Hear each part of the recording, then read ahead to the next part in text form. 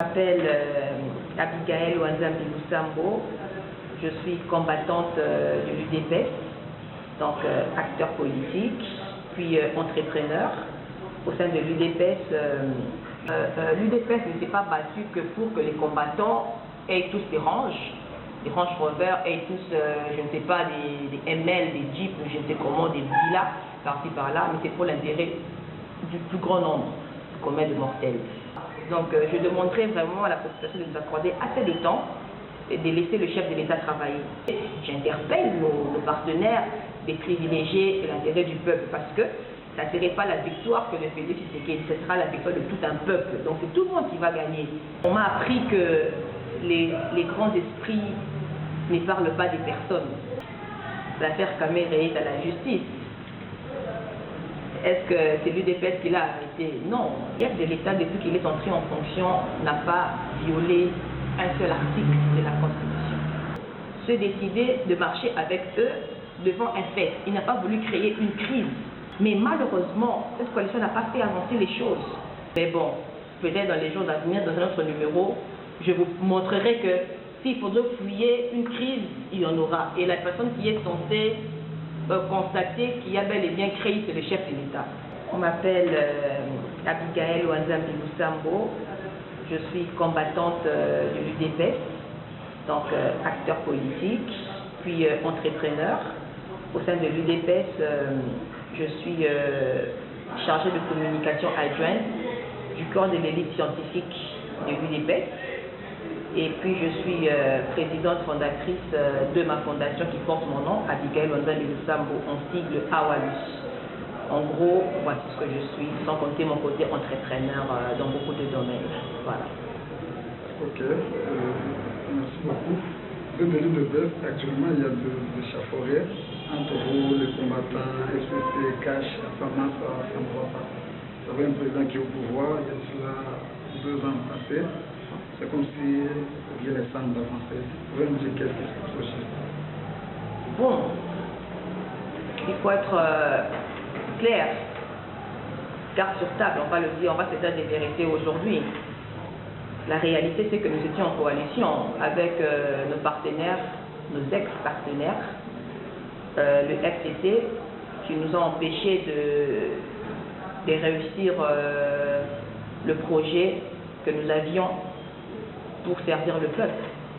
C'est à partir de ça, justement, que cette crise est née. Vous vous imaginez un président de la République qui décrète l'état d'urgence, conformément à l'article 85 de la Constitution, mais nous voyons un président de Sénat, de surcroît, passer à la télé, sur les ondes, ce que je peux me permettre de le citer, Top Congo FM, passer aux ondes pour dire ouvertement que le président de la République a violé la Constitution. Pourquoi? Parce que pour lui, la Constitution ne se limitait qu'à l'article 119. C'est du juridisme. Pourtant, en temps normal, le chef de l'État pouvait passer par le Congrès, c'est-à-dire le Sénat et l'Assemblée nationale, pour demander l'autorisation de l'état d'urgence, tout comme lui-même pouvait justement proclamer l'état d'urgence en vertu de l'article 85 de la Constitution. C'est ce qu'il avait fait. Et voilà d'où vraiment, selon moi, d'où est venue la crise. Parce que, à partir de cette déclaration du président du Sénat, qui est membre du FCC, qui était dans la coalition avec nous, ça pouvait montrer déjà qu'il y avait des échauffourées. Je veux aller loin. Il a fallu que notre président du parti, l'honorable Jean-Marc Abound, passe justement sur les mêmes angles pour éclairer l'opinion, pour lui faire comprendre qu'en effet, les chefs d'État n'avaient pas violé la Constitution. Et de là, le fait pour Jean-Marc Abound de recadrer Tango Mwamba, il a fallu son siège de premier vice-président à l'Assemblée nationale. Comment voulez-vous de tels comportements que nous puissions continuer à travailler avec des gens malhonnêtes de cette manière? Et quelle était la raison? Non fondée, simplement parce qu'il a parlé de 7 millions de dollars que coûterait un congrès. Mais c'est vrai, Jean-Marc Abound n'avait justement pas menti. Comment voulez-vous, pendant que nous sommes en pleine crise de Covid, le pays va mal, il y a des priorités à faire, mais que l'on puisse réunir un congrès juste pour autoriser l'état d'urgence. Oh mon Dieu, on est où là? Ça va pas. J'apprécie cette question. J'aurais aimé si nous étions nous-mêmes UDPS en train de gérer la chose publique. J'aurais compris le sens de votre question. Mais malheureusement, nous sommes en coalition. Nous avions été avec le FCC et maintenant nous allons vers une autre coalition. Nous espérons qu'avec l'Union sacrée, les acteurs auront plus de maturité à prôner l'intérêt du peuple. C'est cela même le credo de l'UDPS chez nous. Chez nous, c'est d'abord le peuple d'abord. Voilà pourquoi l'UDPS ne s'est pas battu que pour que les combattants aient tous des ranges rovers, aient tous, je ne sais pas, des ML, des Jeeps, je ne sais comment, des villas, par-ci par-là, mais c'est pour l'intérêt du plus grand nombre commun de mortels. Donc voilà pourquoi nous continuerons à marcher, nous continuerons à marteler, à frapper s'il le faut, pour que les choses s'améliorent. Vous savez, le problème, c'est la mentalité de l'homme congolais qui est biaisé, qui est corrompu. Donc c'est tout un changement qu'on doit faire dans le creux de la personne. Ce n'est pas un travail à faire du claquement de doigts. Donc je demanderai vraiment à la population de nous accorder assez de temps et de laisser le chef de l'État travailler. Il a tellement d'ambition, il a tellement de projets pour le peuple. Il faudrait aller justement au crescendo. Et en plus, nous ne sommes pas seuls. Donc l'UDPS travaille avec des collaborateurs d'autres partis politiques qui ont aussi, eux, leur vision. Donc par cette question, vous avez très bien fait de me la poser. J'interpelle nos partenaires des privilégiés et l'intérêt du peuple parce que ça ne serait pas la victoire que de Félix Tshisekedi, ce sera la victoire de tout un peuple. Donc c'est tout le monde qui va gagner. Et mettons nos intérêts personnels, partisans de côté, privilégiant l'intérêt du peuple. Voilà. Je veux tenter de me répéter, mais en répondant autrement. On m'a appris que les grands esprits ne parlent pas des personnes. Mais étant donné que vous avez cité quand même certains noms de personnes qui sont membres de notre coalition, je peux mentionner quelque chose. Bon, l'affaire Kamere est à la justice. Est-ce que c'est l'UDPS qui l'a arrêté? Non, il est arrêté pour des faits connus.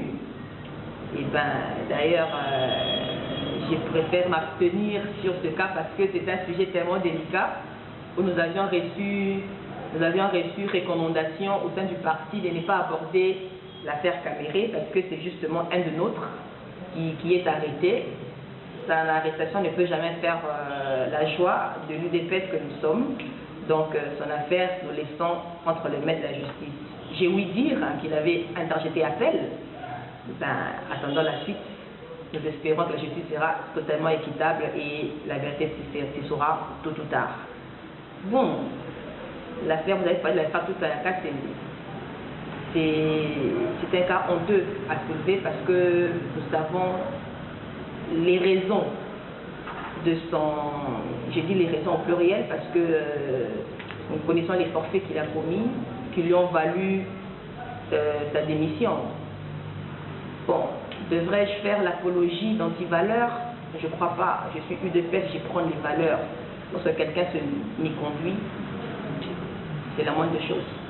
Je profite de votre micro pour signifier à l'opinion congolaise qui me suit de par le monde que le chef de l'État, depuis qu'il est entré en fonction, n'a pas violé un seul article de la Constitution. Le fait pour lui de mettre fin à la coalition CACH-FCC, au fait, n'en est pas une violation de la Constitution. Où est-ce qu'il viole la Constitution? Alors, l'article 78 de la Constitution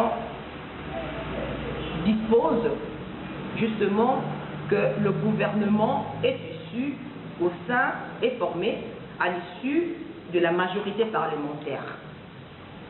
Le chef d'État, lorsqu'il est entré en fonction, il avait annoncé, je crois lors de son voyage, si je ne me trompe pas, je crois que c'était à Brazza, à moins que ma mémoire ne me trompe, il avait annoncé qu'à son retour à Kinshasa, il allait nommer un informateur.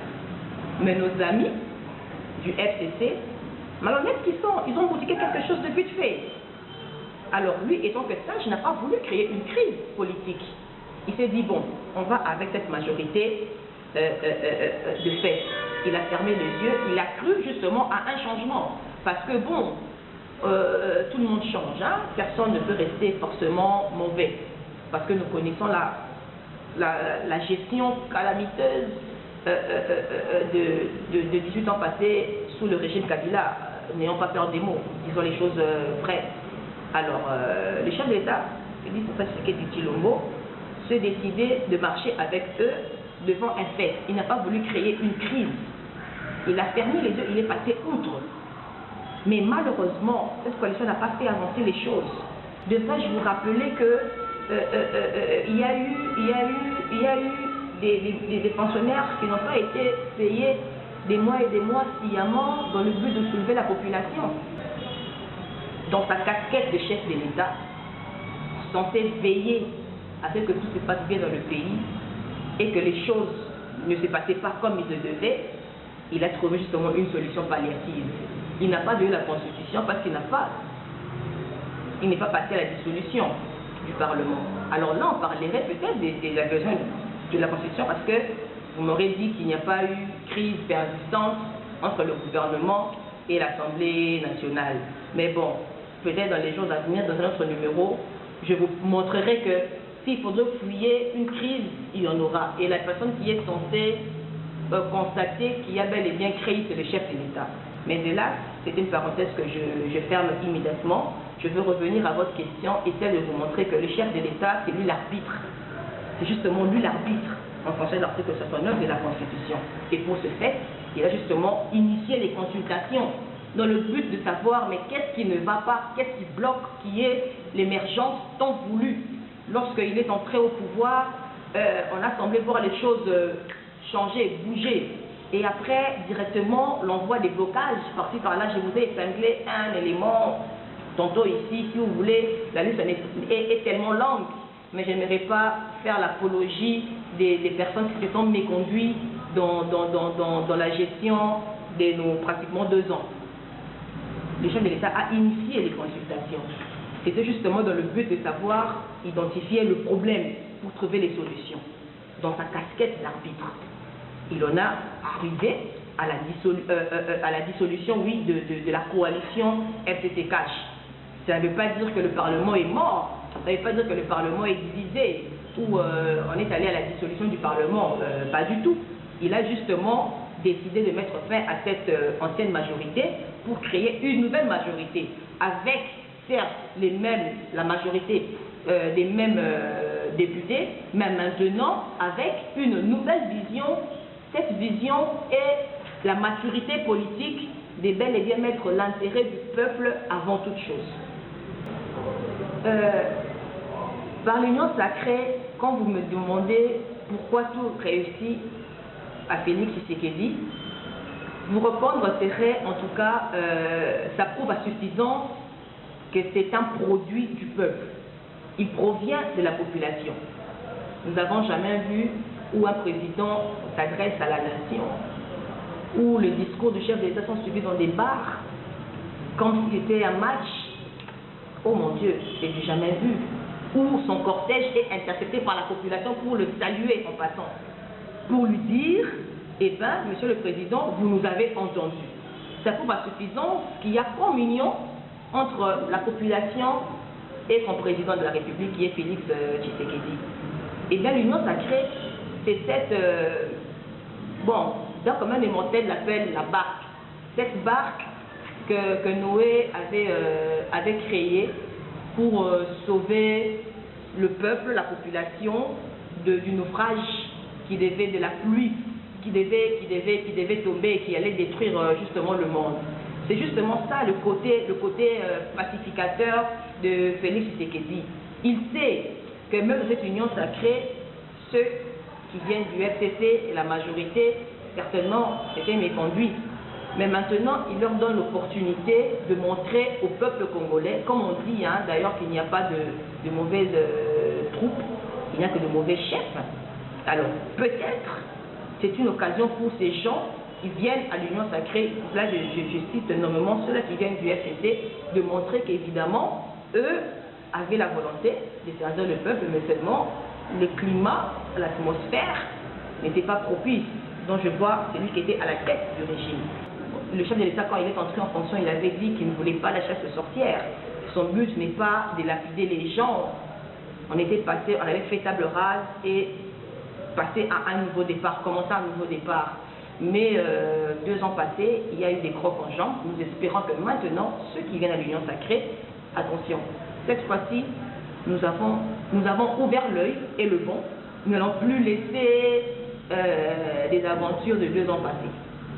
Croyez-moi que maintenant, nous, la base de l'UDPS, là je parle en tant que combattante de l'UDPS maintenant, nous n'allons pas laisser les députés qui sont entrés à l'Union sacrée, qui ont créé une nouvelle majorité parlementaire, de commencer à privilégier des lois telles que les Sakata, telles que la loi Minaku, au détriment de la population, alors que nous attendons des lois qui puissent diminuer par exemple le prix du pain, des lois qui mettent en exergue le social de la population, au lieu justement de prôner, de voter ou de boutiquer des lois qui caporalisent la justice. Ça, ce n'est qu'un exemple sur tant d'autres. Donc maintenant, nous nous tenons à l'œil, vous les députés, comme je dis, de l'Union sacrée, nous vous tenons à l'œil.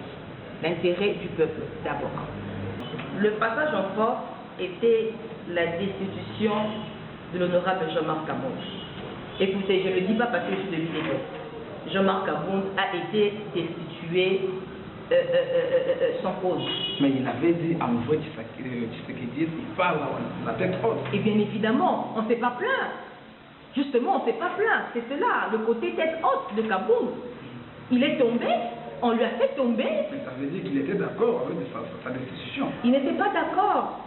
Bon, lui avait laissé passer, mais nous l'avons demandé d'aller en justice pour réparation, parce que pour nous, l'UDPS, il y avait... Malheureusement contre la volonté du chef de l'État. Bon, ça c'est vous qui le dites, hein, le chef de l'État... Et Mme Patricia qui était présentée... Ça c'est notre cuisine interne, que je ne veux pas étaler devant la caméra. Mais ce que je vous dis, c'est que l'UDPS avait demandé à ce que l'honorable Jean-Marc Kabound puisse saisir les instances judiciaires justement pour réparation. Parce qu'il a été destitué illégalement. Ça n'a pas respecté les normes. Déjà, il n'était pas à la plénière. Il s'est passé des choses sans lui. Et même l'initiateur de la pétition l'accusait pour avoir dit sur les ondes que le Congrès coûterait 7 millions de dollars. Ça vaut vraiment la cause de destituer un vice-président, premier vice-président de l'Assemblée nationale? Je crois pas. Eh bien, c'est le même exercice que eux-mêmes, les députés, se sont décidés. On a signé une pétition contre Mabunda et son bureau pour mes gestions, pour les retards de la tenue des plénières, pour la non-participation lors des cérémonies de prestation des serments des magistrats. Je crois que ça, c'est fondé. Alors, si vous voulez connaître si ça a été biaisé ou pas, là, il faudrait demander à eux-mêmes, les députés, ou encore vous demander à Mabunda elle-même, parce qu'elle était là dans la salle, elle s'est expliquée, elle s'est excusée, puis elle a voté. Bon, vous votez, vous vous exprimez devant cette plénière qui vous accuse de mégestion, et après, vous décidez de dire que vous avez été destitué irrégulièrement. Bon, c'est un règlement de compte, nous sommes dans un état de droit qui est en train de s'efforger. Je ne veux pas dire que nous sommes déjà arrivés au sommet de l'état de droit. Nous revenons d'un régime mini-dictatorial de 18 ans de Kabila fils. Nous avions connu un régime dictatorial aussi, on peut dire, de Kabila le père, sans compter les 32 ans du roi de Zaïre, le maréchal Mobutu. Donc, vous voyez, toutes ces années de dictature ont perverti l'homme congolais. Donc, l'état de droit que nous, l'UDPS, par l'entremise du président de la République, Félix Antoine Tshisekedi Tshilombo, nous essayons en tout cas de mettre en place, ça va nous demander du temps, et de l'apport de tout un chacun de nous, mais nous y arriverons. Si Mabunda est accusé des forfaits dont vous venez de soulever, oui, c'est un forfait en effet. Je crois que c'est à la justice d'établir la vérité. Je ne peux faire des commentaires sur une question qui doit être traitée à la justice. Donc voilà. Je demanderai aux combattants d'être patients. C'est vrai que la majorité d'entre nous avions des parents décédés suite à la dictature des régimes précédents. Nous avons été victimes de beaucoup de choses, de beaucoup de violations, d'atrocités. Mais je demanderai aux combattants d'être patients. L'UDPS au pouvoir n'est pas que pour que l'UDPS seulement jouisse des richesses du pays, c'est pour justement une distribution équitable de toute la population. Il n'y aura pas que l'UDPS qui va s'élever, ça sera toute la population.